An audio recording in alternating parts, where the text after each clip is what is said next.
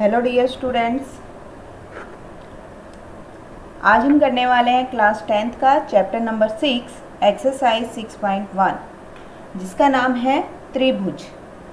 देखिए, त्रिभुज इंग्लिश में बोलते हैं इसको ट्राइंगल। त्रिभुज से मतलब होता है हमारा, त्रि मीन्स आपका तीन, भुज मीन्स भुजाएं। जिसकी तीन भुजाएं हों आपकी, वो आपका त्रिभुज कहलाता है। एक क्लोज फिगर हमारी होती है त्रिभुज के अंदर। 6.1 में आप सीखेंगे कि किस तरीके से समरूप और सर्वांगसम जो आकृतियाँ होती हैं, जिनको हम सिमिलर और कॉन्ग्रेंट बोलते हैं, उनको कैसे पहचानते हैं, ये आज आपको मैं बताने वाली हूँ। तो चलिए करते हैं हमारी exercise 6.1।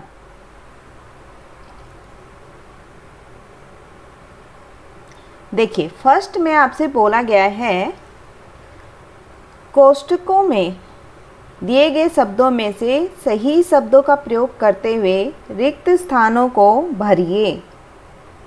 Means fill in the blanks using the correct word given in the bracket. All circles are congruent or similar. Means आपके पास सभी सर्कल्स जो हैं वो कैसे दिए हुए हैं, आपको बताने कि वो सर्वांगसम होते हैं या फिर समरूप होते हैं। तो देखिए, सबसे पहले मैं आपको बता देती हूँ सर्वांगसम और समरूप में क्या डिफरेंस है। देखिए, जो समरूप आपका होता है मीन्स सिमिलर। अगर हम हिंदी वर्ड के अकॉर्डिंग इसको देखें तो समान रूप वाली, मतलब जो दिखने में एक जैसी दिखे, वो हमारी कहलाती है समरूप फिगर्स। मतलब सिमिलर फिगर मीन्स आपके पास जो भी फिगर आप लेके चलते हैं, मान लीजिए मैंने यहाँ पर ये कोई एक स्क्वायर बनाया,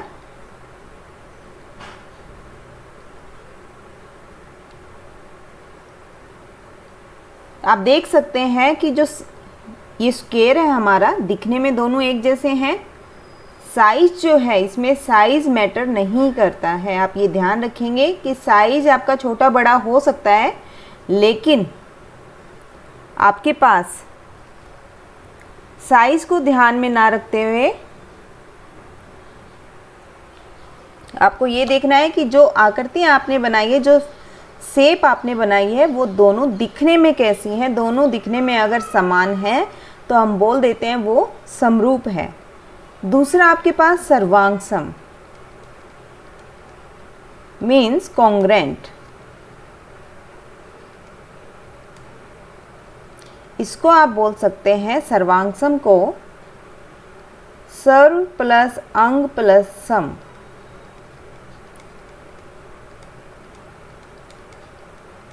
मीन्स जिसके सभी अंग समान हो। अगर हम हिंदी में देखें, जिसके सभी अंग समान हो, यानी कि जो दिखने में भी एक जैसा हो और जिसके जितने भी प्रॉपर्टीज़ होती है वो सभी एक जैसी हों।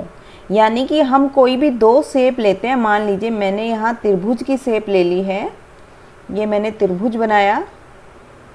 अगर एक आकृति को आप दूसरे से ढकते हैं तो पूरी की पूरी वो आकृति उसको ढक ले, पहले वाली को, तो इसका मतलब वो कॉन्ग्रेंट फिगर है, सर्वांगसम है।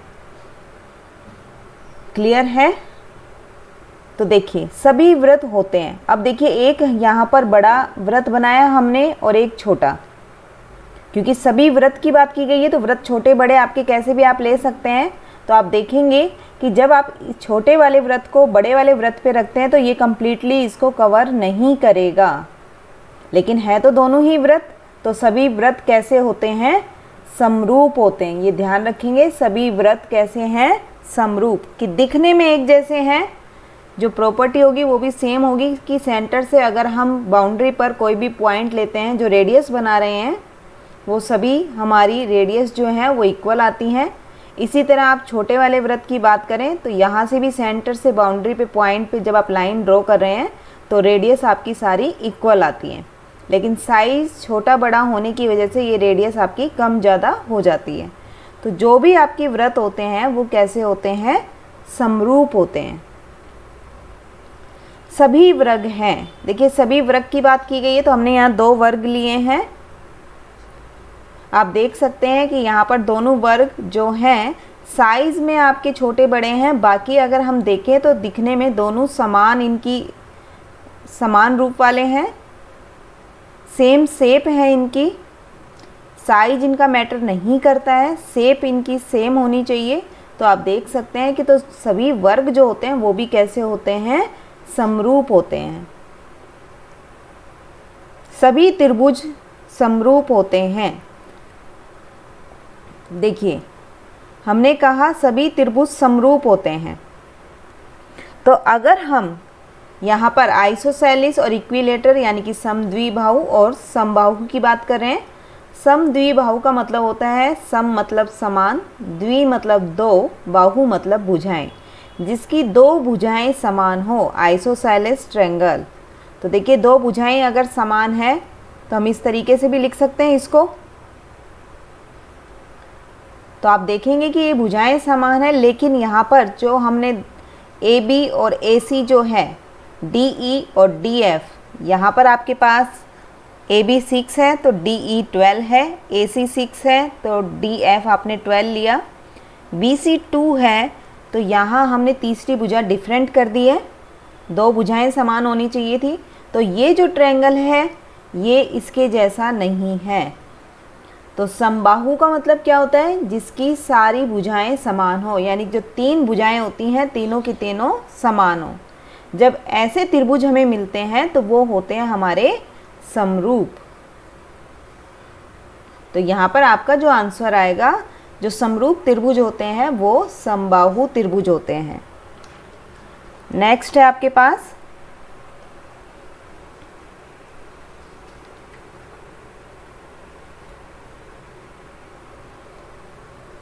आपको बोला गया है 5th में, भुजाओं की समान संख्या वाले 2 बहुभुज समरूप होते हैं। अगर हमारे पास जो साइड्स हैं ऐसे हम 2 पॉलीगॉन्स लेते हैं और वो सिमिलर हैं, कब, यदि उनके संगत कोण यानी कि जो कोरोस्पोंडिंग एंगल्स है, आप देखेंगे ये जो एंगल्स है, B जो है वो E के, C एंगल F के और A एंगल D के।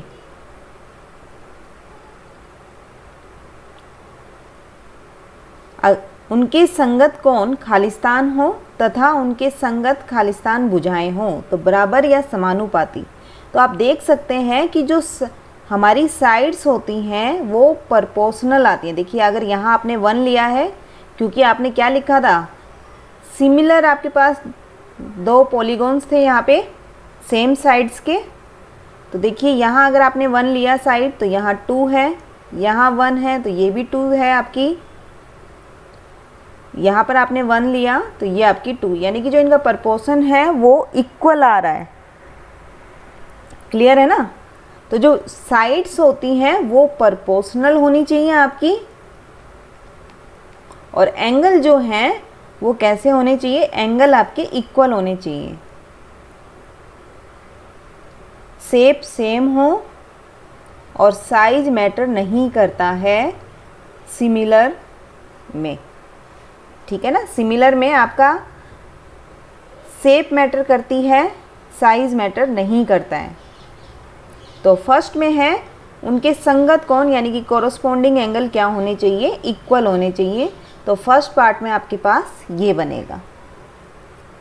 नेक्स्ट है आपके पास 2 डिफरेंट एग्जाम्पल देने थे आपको सिमिलर फिगर के। तो देखिए 2 रेक्टेंगल हमने बना दिए सिमिलर के और 2 हमने स्क्वायर बना दिए। ये हमारी सिमिलर फिगर्स हैं। आप इसी तरह सर्कल भी बना सकते हैं, एक आप छोटा सर्कल बना दें चाहे तो, और एक थोड़ा बड़ा बना दें।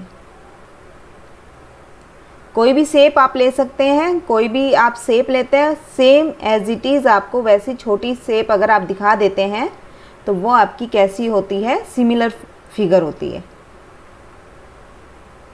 नॉन सिमिलर फिगर मीन्स जो दिखने में एक जैसी ना हो। तो देखिए एक यहाँ पर हमने सर्कल ले लिया और दूसरा ट्रायंगल ले लिया, एक जैसी नहीं दिखती है। एक हमने स्क्वायर लिया सेकंड एग्जाम्पल में और एक हमने ले लिया रेक्टेंगल। तो ये हमारी शेप्स जो हैं वो एक जैसी नहीं है, तो ये हमारी सिमिलर फिगर नहीं कहलाएंगी। आपको ऐसे 2 एग्जाम्पल देने थे। नेक्स्ट है state whether the following quadrilaterals are similar और नॉट। हमें सिमिलर है या नहीं ये बताना है। तो आप देख सकते हैं SP अगर हमारे पास 1.5 है तो DA जो है वो 3 है। आप देख सकते हैं इसका SP का डबल जो है वो DA हमारी आ रही है।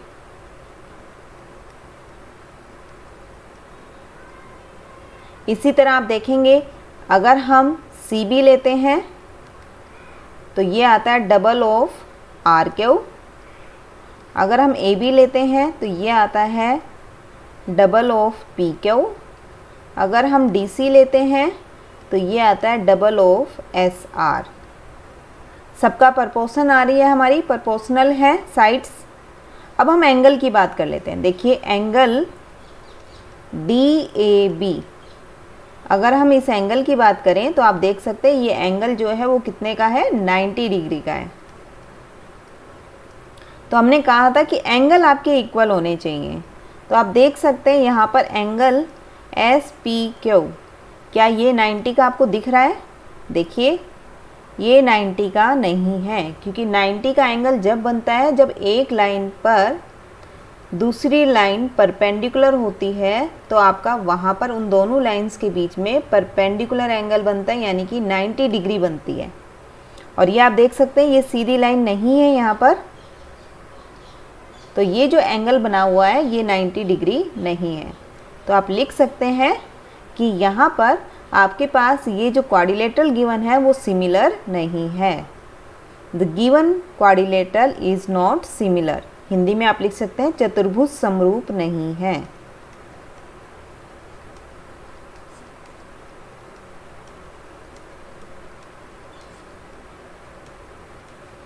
क्लियर है? ये थी आपकी एक्सरसाइज 6.1। मिलते हैं हमारी नई नेक्स्ट एक्सरसाइज में 6.2 में। जब तक आप इसकी प्रैक्टिस कीजिए। Till then